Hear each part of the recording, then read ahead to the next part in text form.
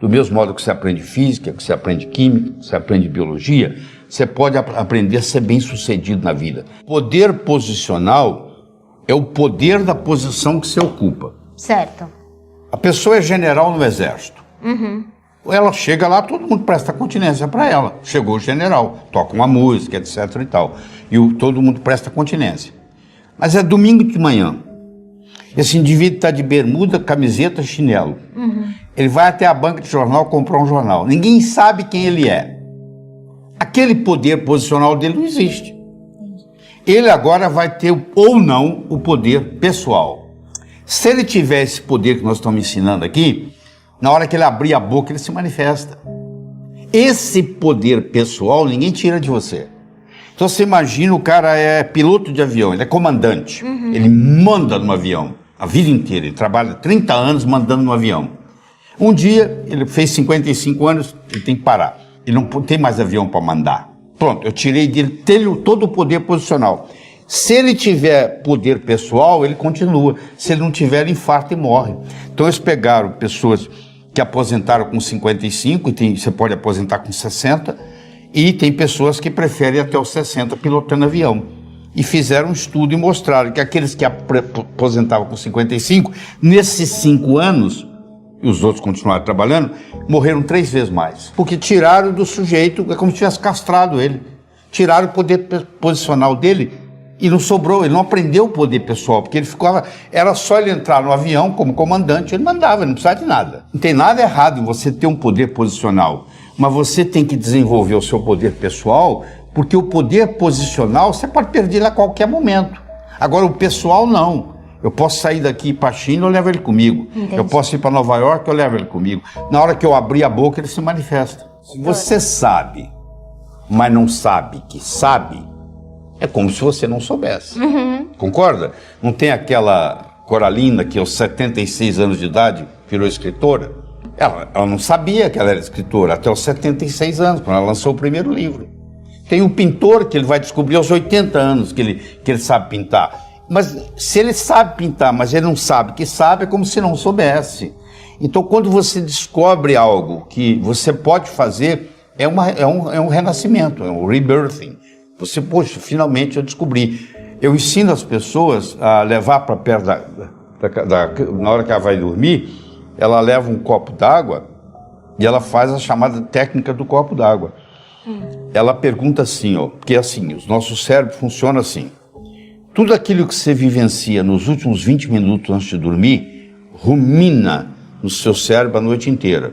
E tudo aquilo que você pergunta para o seu cérebro, porque nós dormimos em média 8 horas por noite. Então, se você que está me assistindo tem 30 anos, você passou 10 anos dormindo. 1/3 da vida você passa dormindo. Você já pensou que bonito você aprender a colocar o seu cérebro para trabalhar para você enquanto você está dormindo? Olha o quanto que isso vai alavancar a sua vida. Então eu ensino a técnica antiga, milenar, do copo d'água. Eu faço a pergunta que eu estou querendo resolver hoje à noite, como é que eu vou fazer essa decisão amanhã? E eu tomo um pouquinho de água. E esse copo fica lá na cabeceira, lá no criado mudo. Amanhã eu acordo, vou lá, tomo outro golinho d'água. O meu cérebro faz uma conexão entre a pergunta e a resposta. É o que o Ivan Pavlov mostrava, que é um reflexo pavloviano. Eu fiz a pergunta, tomei um golinho d'água. Quando eu tomo outro golinho d'água amanhã de manhã, eu desencadeio a resposta que o cérebro trabalhou. E é impressionante. Às vezes você está tomando café da manhã, às vezes você está dirigindo para o trabalho, de repente a ideia vem. Então eu ensino as pessoas a descobrir qual é a finalidade de vida. Qual é a sua finalidade de vida? Para que você nasceu? Fazendo essa técnica, eu descobri transformar as pessoas de uma forma alegre e poderosa, com amor e sabedoria. Isso veio da minha cabeça, do jeito que eu estou ensinando aqui. Eu fiz isso, sei lá, uns 20, 30 dias seguidos, e de repente eu estava tomando café da manhã e isso desceu. Quer dizer, o meu cérebro, o meu inconsciente respondeu. Quando eu passo a trabalhar, primeiro você deixa de trabalhar, porque não é trabalho mais. Quando você está na sua missão de vida, você está de férias. Você não sente que você está trabalhando. Segunda-feira passa a ser o melhor dia da semana. É muito simples, você pergunta para uma pessoa assim, qual o melhor dia da semana? A pessoa falar que é sexta-feira, essa pessoa não está coerente com a sua finalidade de vida. Porque a pessoa que está coerente com a finalidade de vida, ela quer começar de novo. Aí você fala assim, mas vai mudar o quê? Eu falo, muda tudo. Você que está aí me assistindo, está interessado num joguinho que tem uma bolinha que eu jogo para aí, você joga para mim. Eu jogo para você, você joga para mim. Eu jogo para você, você joga para mim. Está começando a ficar chato, não tá?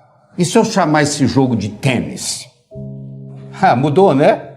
Aquela bolinha que vai para lá, para cá, enquanto eu estou falando dela para lá e para cá, ela não tem muito valor para você. Mas na hora que eu chamei de tênis, tem milhões de dólares por trás, tem um marketing por trás, mudou tudo.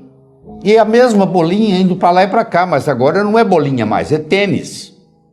Quando você descobre a sua finalidade de vida, acontece isso. Uma coisa que parecia corriqueira, de repente ela tem um significado totalmente diferente. E realmente, primeiro, você para de envelhecer, sua saúde fica muito boa, obrigado. Você nunca mais vai ter problema financeiro na sua vida, desaparece do seu universo físico. E você começa a contribuir para a humanidade, que é o que está todo mundo aqui. São dois motivadores que você tem. Um é evitar sofrimento, o outro é procurar prazer. Tá. Então, tem pessoa que faz as coisas com medo da coisa ruim acontecer. Ele está evitando o sofrimento. Certo. Tem pessoa que, ao contrário, ela faz para procurar o prazer. 60% das pessoas no mundo operam a motivação no sentido de evitar sofrimento. E 40% operam no sentido de procurar prazer. Então vamos supor, vamos exemplificar isso. Eu tenho o João e o Pedro, são dois funcionários que trabalham comigo. Certo. E eu sou o chefe deles. E o João, eu descobri que ele evita sofrimento. Não dá para explicar aqui, porque senão ele demoraria muito tempo. E o Pedro, eu descobri que ele procura prazer. E eu vou fazer um projeto junto com o João e junto com o Pedro. Eu chamo o João na minha sala e digo assim, ô João, eu, você e o Pedro vamos fazer um projeto juntos. Deixa eu falar para você o que vai acontecer de ruim com a gente se esse projeto não der certo. Blá, blá, blá, blá, blá. Aí eu chamo o Pedro. O Pedro já é motivado por procurar prazer. Eu digo, Pedro, você, o João e eu vamos fazer um projeto juntos. Deixa eu falar para você o que vai acontecer de bom se nós fizermos um projeto bem feito. Olha que interessante. Eu motivei para fugir do sofrimento. Do chicote. E o outro eu mostrei a cenoura. Um é motivado pela cenoura e o outro é motivado pelo chicote. Todo ser humano tem um impulso para crescer. A pessoa nunca chega e fala, eu quero piorar. Todo mundo está querendo melhorar, não é verdade? Agora que, infelizmente, uma pequena minoria consegue isso, que a maioria navega na vida, a deriva. Cada vez o mundo está ficando mais complexo. O volume de informação hoje dobra no mundo a cada 12 meses. Você imagina, a cada 12 meses nós nos tornamos obsoletos, porque dobra a quantidade de coisa que a gente tem que aprender. Nós somos constantes aprendizes. Essa é a grande verdade. Existem pessoas que se fecham totalmente. Elas acham que já passou o tempo de escola, que agora não precisa aprender mais nada, que o que ela aprendeu é o suficiente para o resto da vida. O que não é verdade. Como o conhecimento dobra a cada 12 meses, aquilo que você aprendeu provavelmente vai servir muito pouco, porque muita coisa vai modificar. Antigamente a gente se formava, colocava o diploma na parede e vivia às custas dele. Hoje não dá. Hoje a gente tem que estar constantemente aprendendo coisas novas. O mundo hoje não é mais de quem sabe. O mundo hoje é de quem aprende. Porque quem sabe pode saber coisas que são obsoletas, que não servem mais. Muitas vezes o que atrapalha a gente não é o que a gente não sabe, é o que a gente sabe e que não funciona mais. Quando nós somos crianças, nós não temos nenhum medo de errar. Eu estou cansado de ver casais que vão com os filhos passar 1, 2, 3 anos fora, vão para os Estados Unidos, por exemplo. As crianças voltam falando inglês e o pai e a mãe não voltam falando inglês tão bem quanto as crianças. Porque o pai e a mãe ficam naquele negócio. Bom, quando eu estiver falando bem, aí eu vou falar. Só que para falar bem tem que praticar. Como a criança não tem essa dificuldade, ela não tem esse problema, o que acontece? Ela fala. Porque o erro é parte integrante do processo de aprendizado. O erro, quando bem interpretado, é altamente pedagógico. Quando tudo dá certo, você não aprende nada. Agora, quando dá errado, você pode aprender com erro. Então, a primeira sugestão que eu tenho para você, erre, porque é errando que você aprende. Se você fica com muito medo de errar, o que acontece? Você não aprende nada. Agora, tem uma coisa interessante. Tudo aquilo que eu aprendo com os dois lados do cérebro fica comigo para o resto da vida. Se eu aprendo a andar de bicicleta, mesmo que eu passe 20 anos sem andar, se eu subir numa bicicleta, eu ando. Se eu aprender a nadar quando criança e passar, sei lá, 30 anos sem entrar na água, se eu entrar na água, eu nado. Por quê? Porque eu aprendi com os dois lados do cérebro. Infelizmente, aquilo que a gente aprende na escola, a última prova que você fez como estudante na sua vida, se você repetisse essa prova hoje, você não ia tirar nem metade da nota que você tirou naquela época. Não é verdade? A maioria que você aprendeu, você esqueceu. Porque você aprendeu só um lado do cérebro. Em pedagogia, existe uma parte da pedagogia chamada heurística. Heurística é o método educacional que consiste em fazer descobrir pelo aluno o que se lhe quer ensinar. Ou seja, o próprio aluno vai descobrindo o processo e quando você descobre aquilo, meu amigo, acabou, ninguém tira aquilo de você mais. Então você tem que colocar um disco quebrado na sua cabeça quando você está assistindo aula, e esse disco quebrado só diz uma coisa: o que ele ou ela, professor, professora, quer que eu aprenda desse assunto. Esse disco quebrado vai ficar rodando durante todo o período da aula que você está assistindo, e você vai anotar não mais palavras ou números, você vai passar a adotar ideias. Esse aqui é o grande segredo. O que é inteligência?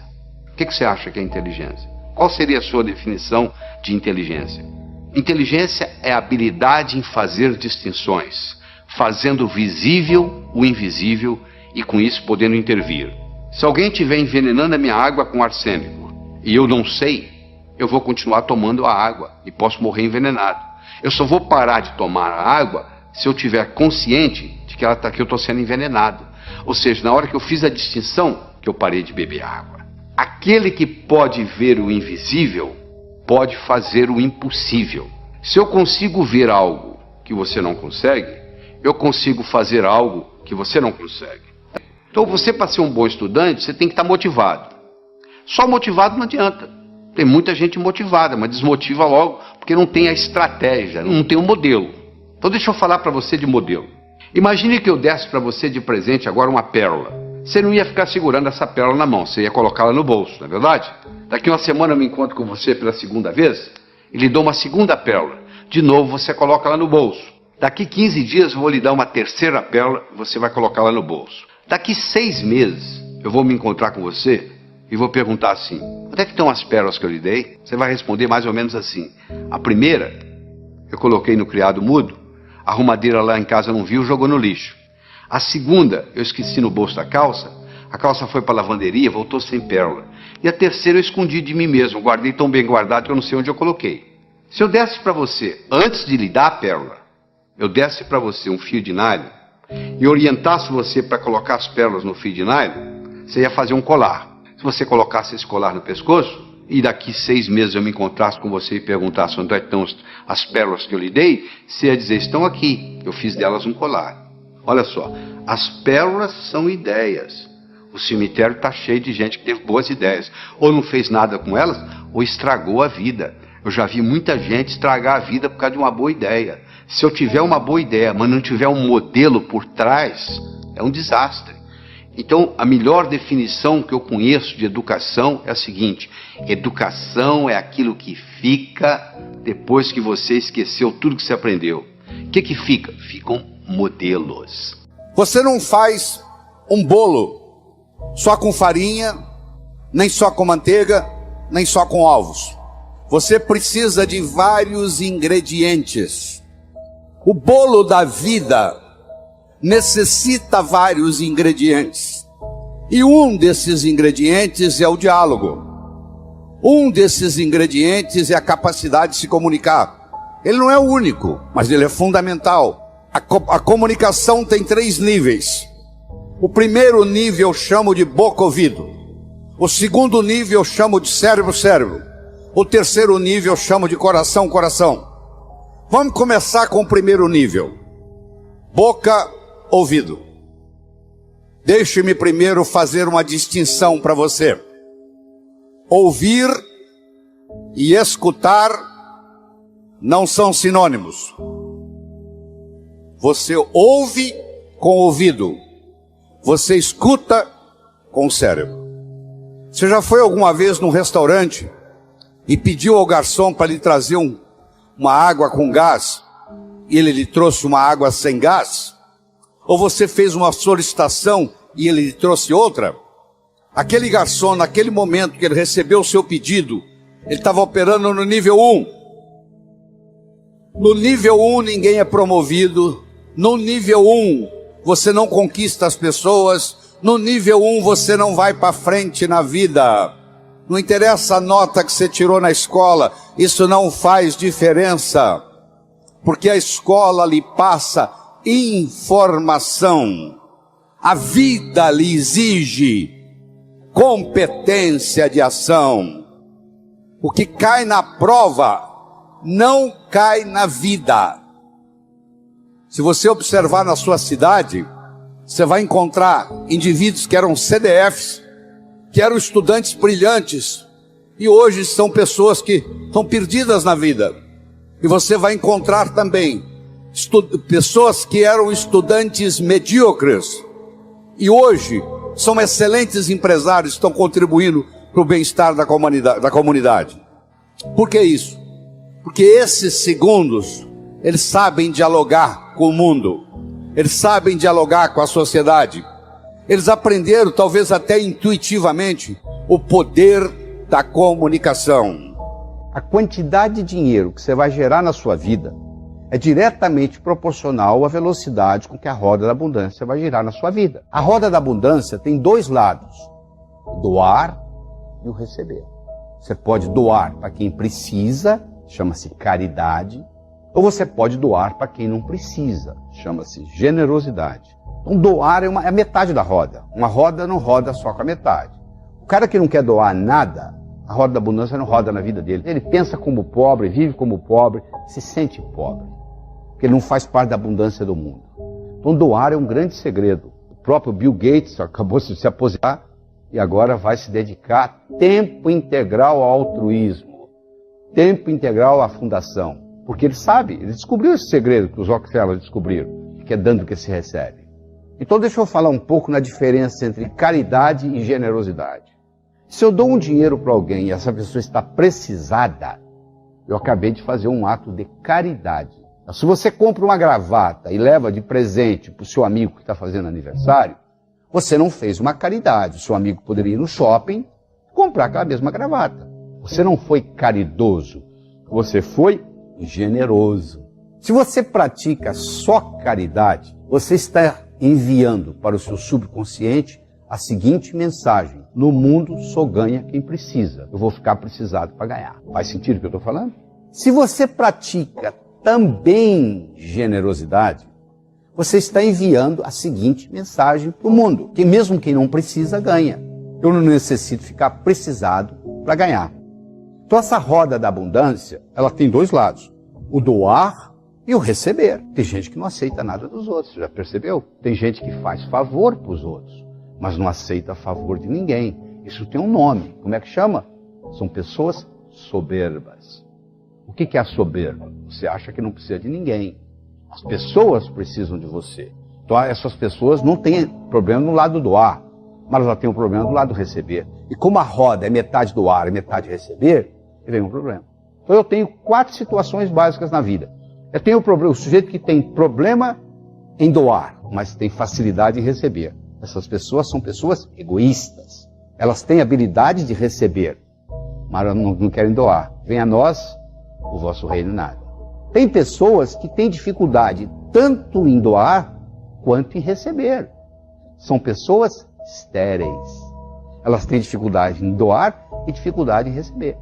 Tem pessoas que têm facilidade em doar, porém dificuldade em receber, que nós já falamos que são as pessoas soberbas.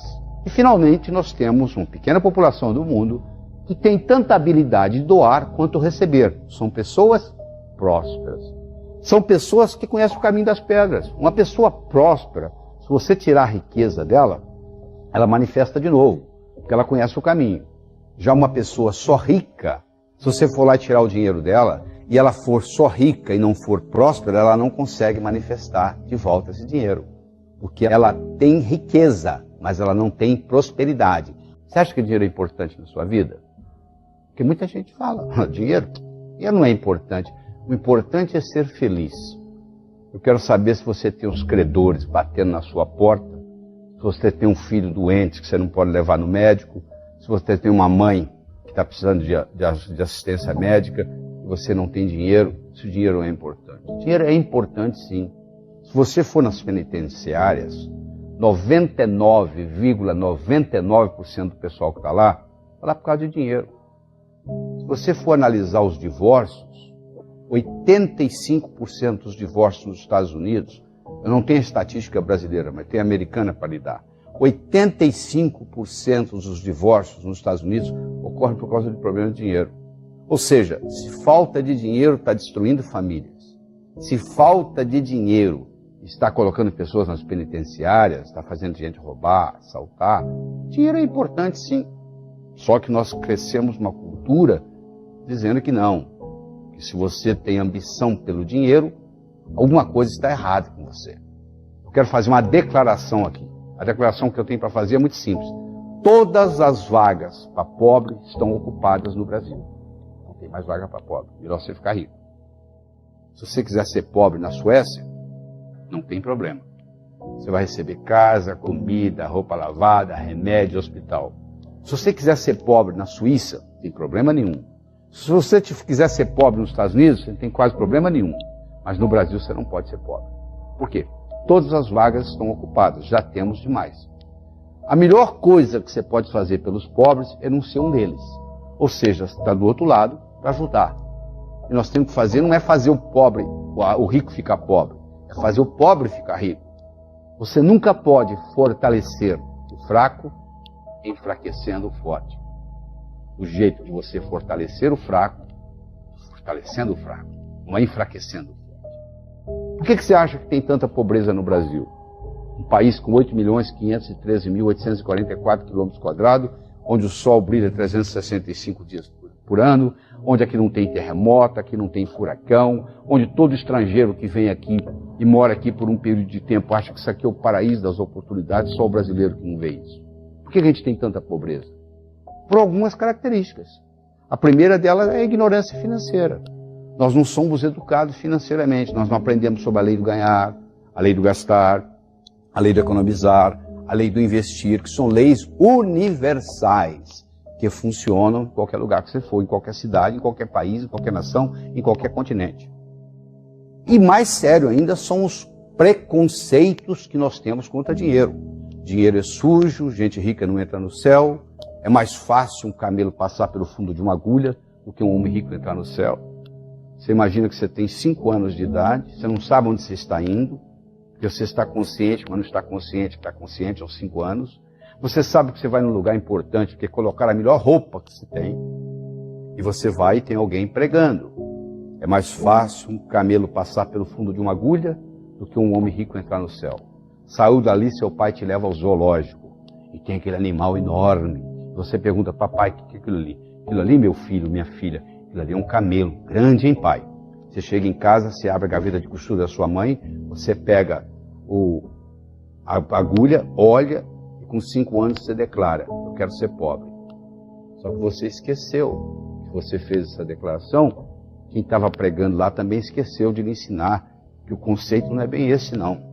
Lá em Jerusalém, tem os resquícios das muralhas, e os resquícios dos portões, que se fechavam às 18 horas, às 6 horas da tarde, e qualquer caravana de camelo que chegasse depois das 6 horas da tarde, era proibida de entrar, a não ser que o camelo entrasse pelo fundo da agulha, que era uma portinhola feita dentro do portão, no próprio portão, só que um camelo, para passar pelo fundo de agulha, meu amigo, 2 coisas tem que ocorrer. Primeiro, tem que fazer isso descarregado. Ele não pode passar com o carregamento que ele chegou. E segundo, ele tem que fazer isso de joelhos. que não é difícil para um camelo. Agora eu vou levar essa analogia para o ser humano. Nós vamos entrar no reino dos céus, sem nada material, caixão não tem gaveta, mortalha não tem bolso, nós não vamos levar absolutamente nada do que está aqui. Tudo isso que você pensa que é seu, na realidade você está tomando conta. Essa casa que você tem registrado no cartório, que você pensa que é sua, se você morrer ela vai ficar aí, ou seja, ela não lhe pertence, você está tomando conta. O carro é a mesma coisa e assim por diante. Caixão não tem gaveta, mortalha não tem bolso. Então nós não podemos ter apego às coisas, porque elas vão ficar aqui. E segundo, o conceito do camelo entrar de joelhos, isso representa para nós entrarmos no reino dos céus humildemente. Só que a pessoa leva isso ao pé da letra. Esse é que é o problema. Isso é nada mais, nada menos que uma metáfora. Que levado ao pé da letra, a interpretação é outra. Então a pessoa acha que se ela for rica, ela não pode entrar nos céus. Do céu. Contrário. O dinheiro bem aplicado é um instrumento para lhe aproximar de Deus. Porque se você usa o dinheiro bem usado, e você melhora a humanidade com ele, você proporciona uma melhora na vida das outras pessoas, porque você tem dinheiro, porque você está construindo aquela mansão, você está tratando muitas famílias, você que comprou aquele Mercedes-Benz, você está mantendo muitas famílias empregadas. Olha aí, está fazendo girar aquela roda da fortuna, a roda da abundância que eu falei para você, ela está girando porque você está comprando e vendendo coisas, você está contratando gente, você está montando mansões. É praticamente impossível você ser próspero sozinho. Porque no momento que você começa a gastar, você está beneficiando outras pessoas. E o mundo todo mundo vai ficando mais próximo com você. Prosperidade atrai prosperidade. Existem alguns pilares básicos que, como a maioria não sabe, se você consegue fazer distinção desses pilares, você já está na frente dos outros, entendeu? A diferença fica muito rápida. Era uma vez no inferno, estava havendo uma crise de recessão. Lá também tem isso, tá? Estava faltando pecador, você acredita nisso? E aí a equipe de marketing do inferno se reuniu para discutir uma estratégia de marketing para fazer mais gente ir para o inferno. E o diabo-chefe liberou para o pessoal dar opinião. Aí um dos capetas lá levantou a mão e disse: eu sei como fazer isso. Como é? É muito simples, a gente faz assim, ó. A gente faz todo mundo na Terra gastar mais. Mas o que isso tem a ver com ir para o inferno? Ou ele vai gastar mais, para gastar mais tem que ganhar mais. Para ganhar mais tem que trabalhar mais.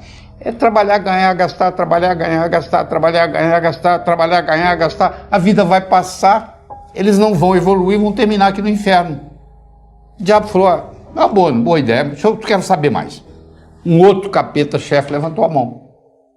Eu acho que a gente tem que fazer o seguinte: nós temos que destruir o amor próprio do ser humano. O cara não vai gostar mais dele. Ele só vai gostar do outro, ele só vai se preocupar com o outro, ele só vai fofocar da vida do outro, ele não vai evoluir, vai terminar aqui. O diabo falou: tá muito bem, também gostei. Mas tem mais alguém? Aí tinha um capetinho estagiário. Você sabe que o estagiário gosta de dar opinião, né? Levantou a mão. Aí o diabo olhou para ele, viu que ele é estagiário. O que você está querendo? Pô, eu posso dar minha opinião? Ele falou: pode, qual a sua opinião? Eu acho que a gente tinha que fazer o ser humano pensar que ele ia viver para sempre. Aí o diabo perguntou: e o que tem a ver com pensar que vai viver para sempre, vir para o inferno? Ou ele vai pensar que vai viver para sempre e vai deixar o importante para amanhã, para amanhã, para amanhã, para amanhã. O tempo vai passar, ele não vai fazer nada porque vai deixar tudo para amanhã.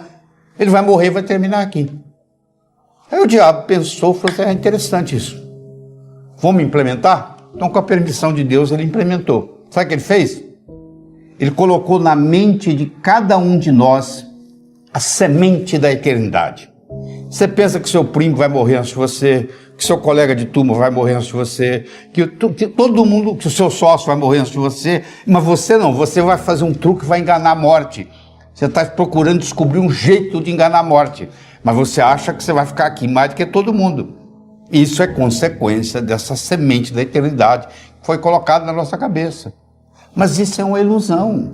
Você vai no cemitério, está cheio de gente reclamando que não teve tempo de fazer nada.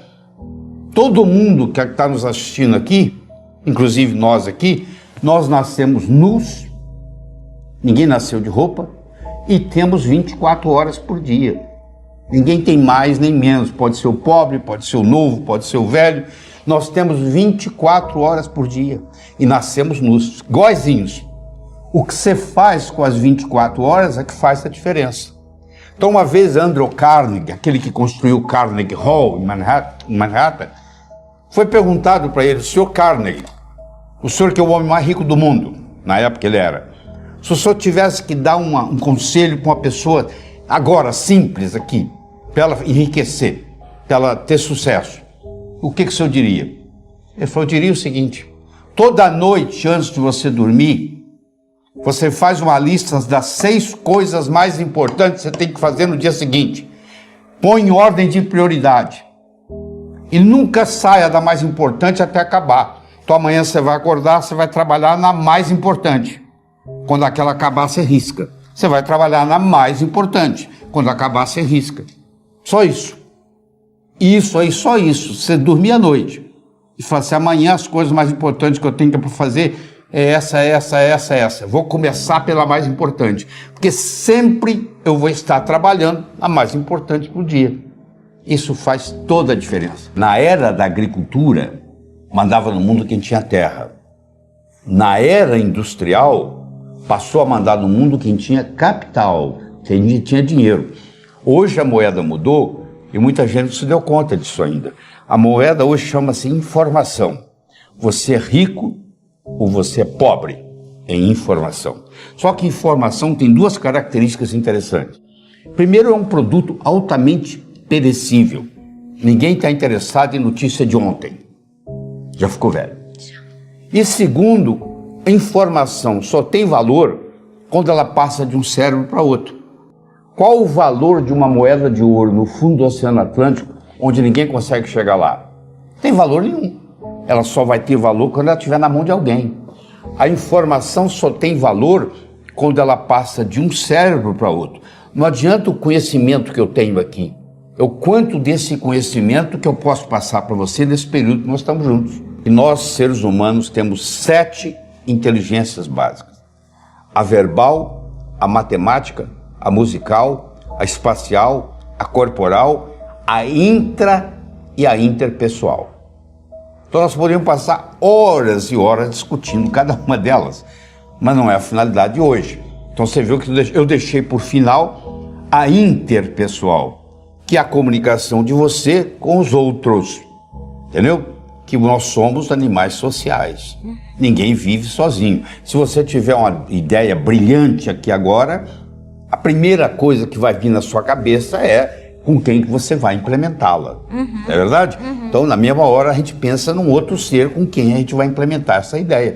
Então, nós somos, por natureza, animais sociais. E isso faz uma diferença muito grande. Então, nós temos que aprender a fazer distinções na área da comunicação.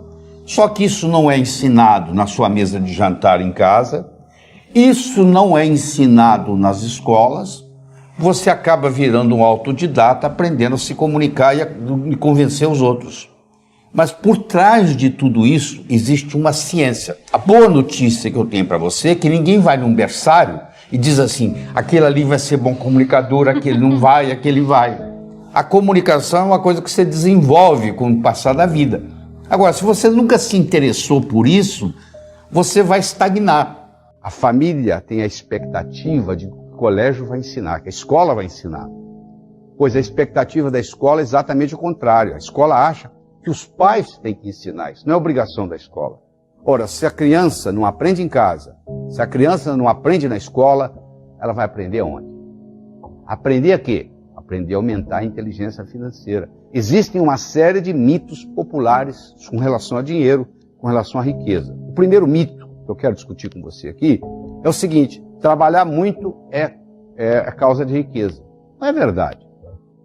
O cara ficou milionário aos 65 anos em Brooklyn, New York. Ele foi entrevistado e eles perguntaram para ele: por que você ficou milionário aos 65? Por que não aos 55? Por que não aos 45? Sabe o que ele respondeu? Estava muito ocupado, não tinha tempo de ganhar dinheiro. Ou seja, tem gente que está tão obcecada pelo trabalho do dia a dia que não tem tempo de dar um passo para trás e ver a coisa numa visão mais ampla. Então não é verdade, não é trabalhar muito que traz riqueza, é trabalhar de uma forma inteligente, é aprender a alavancar. Se pedir para derrubar uma porta, eu não tenho força física para isso. Mas se você me entregar um pé de cabra, eu derrubo com esse dedinho aqui, ó. Estou alavancando, ou seja, eu estou trabalhando de uma forma inteligente. Vamos para o segundo mito? Não é correto trabalhar e se divertir ao mesmo tempo. Não, sabe o que eu faço? Durante a semana, eu trago o leite das crianças. Agora, no final de semana, eu faço o que eu gosto. Meu amigo, o que você faz como diversão, alguém faz como profissão. O que você faz como hobby, alguém faz como trabalho. Qual o seu hobby? O meu hobby é jogar tênis. Pois é, tem gente que é instrutor de tênis. O que você faz como diversão, vai ter gente no mundo fazendo como profissão. Então, o grande segredo é você ter um hobby e cobrar por ele. Porque aí você não vai sentir que você está trabalhando. Terceiro mito. A ocupação correta é importante para ganhar dinheiro. Sabe por que eu não sou rico? Porque eu estudei a profissão errada. Se eu tivesse escolhido a profissão do meu irmão, o que seu irmão é? Ah, meu irmão é médico. Eu conheço médico pobre, médico rico. Advogado pobre, advogado rico. Engenheiro pobre, engenheiro rico. Jornalista pobre, jornalista rico. Porque a profissão você tem rico e pobre. Então essa história que é a ocupação que faz a diferença não é verdade. Sabe por que eu não ganho dinheiro? Isso é outro mito. Porque eu não tive a oportunidade de ir para a faculdade. Porque eu não tive uma boa formação.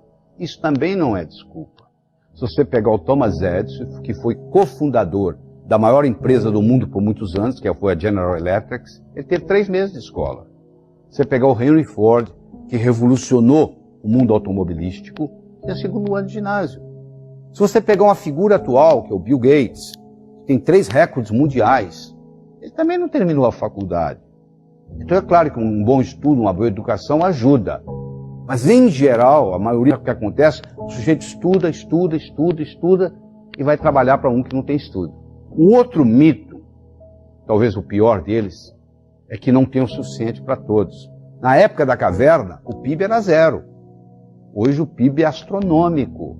A Bolsa de Valores de Nova York hoje é 100 vezes maior o giro do que era há 50 anos atrás. Ou seja, a riqueza vai aumentando. Tem para todos, sim. Quer dizer, esse conceito de que não tem para todos é um problema seríssimo. Porque a pessoa que tem esse conceito, ela acha que se ela ganhar, alguém tem que perder. Não, para eu ganhar, você não tem que perder. E outro problema sério, que deveria ser ensinado no jardim da infância, são as leis da riqueza. A lei do ganhar, a lei do gastar, a lei do economizar e a lei do investir. Que são leis universais, que funcionam em qualquer lugar. Sem o ganhar, meu filho, não adianta nada. Eu só vou poder gastar, economizar e investir se eu ganhar. O ganhar tem que vir antes do gastar. Só que o ganhar é o seguinte, toda a riqueza é criada pela mente humana. Problema financeiro não se resolve com dinheiro. Eu nunca vi nenhum problema financeiro ser resolvido com dinheiro.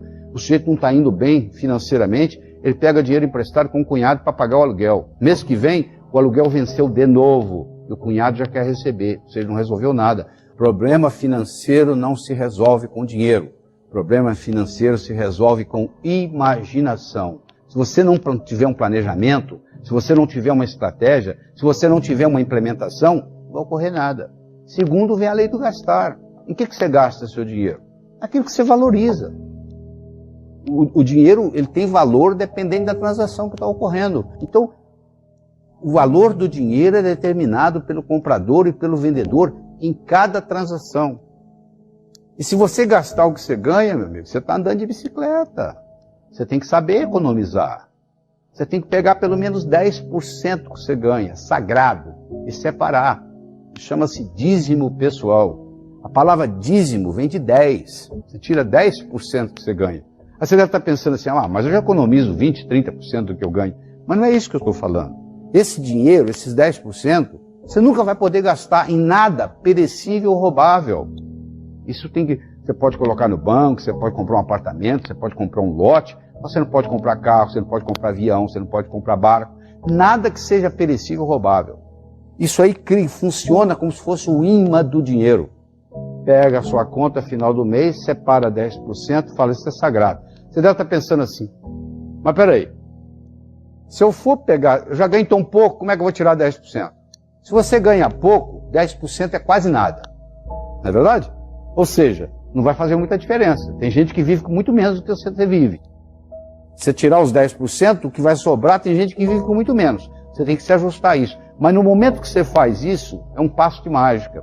Porque você está dando para o seu subconsciente a seguinte mensagem: eu vivo no mundo abundante, ganho mais do que preciso, está sobrando. E esse dinheiro acumulado, ele vai criar o que se chama o imã do dinheiro. Para onde vai dinheiro? Você acha que dinheiro vai para o pobre? Não, o dinheiro vai para quem tem dinheiro. Se você for lá no banco e falar assim, pelo amor de Deus, me empresta que eu estou apertado. O banco fala para você não. Agora você chega lá no banco e fala, eu tenho isso. O banco fala, você não quer levar um dinheiro emprestado? Olha que paradoxo. Quem está apertado mesmo, o banco não empresta. Agora, quem tem sobrando, tem crédito. Se você não aprendeu nada até agora dessa nossa conversa, se você aprender sobre a importância do dízimo pessoal, já fez uma diferença muito grande. E se você aprender o processo de investimento, o brasileiro tem uma dificuldade muito grande em investir, porque ele não é treinado, ele não aprende na escola, ele não sabe o que fazer com o dinheiro. Ele não sabe nem manusear o seu próprio pensamento, ele não sabe o poder que o pensamento tem de expandir, de criar, de eternizar-se. A pessoa, para ter vida próspera, é uma questão de atitude. Às vezes ela não tem dinheiro, mas ela sabe que é uma questão de tempo. Falta de dinheiro pode ser uma questão temporária. Pobreza é um estado de espírito. O que você merece é o que você tem. O merecimento que você acha que você vale está expresso aí na sua conta bancária, no carro que você dirige, na casa que você mora, na família que você tem. Está aí, ó. É só você olhar. O bolo do sucesso, onde eu escolhi 6 ingredientes. O primeiro é você ter uma boa autoestima. O número 1 é você. Ó. Primeiro você cuida de você. Você viu no avião? Lá vem a aeromoça lá e fala assim, ó, se por um acaso cair a concentração de oxigênio na cabine, vai cair uma máscara. Se você está com a criança, você faz o seguinte, você primeiro põe em você, para depois cuidar da criança. Vocês, let me be a better me for me, and I'll be a better me for you. Deixa eu ser uma pessoa melhor para mim, eu serei uma pessoa melhor para você. Você entendeu? O termômetro mede a temperatura da sala. Eu chego aqui, está 21 graus Celsius. É a temperatura da sala. Agora, isso é o termômetro. Agora, se eu colocar aqui um termostato e colocar 15 graus, mesmo que lá fora esteja 30, aqui dentro vai estar 15. Porque o termostato vai baixar a temperatura ou subir, de acordo com onde eu coloco a temperatura.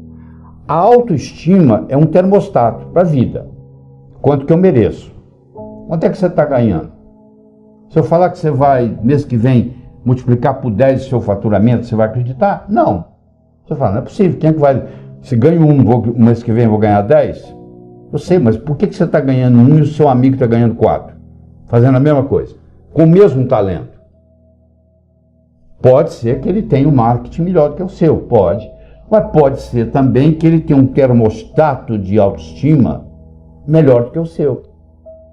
Então, o que você merece é o que você tem.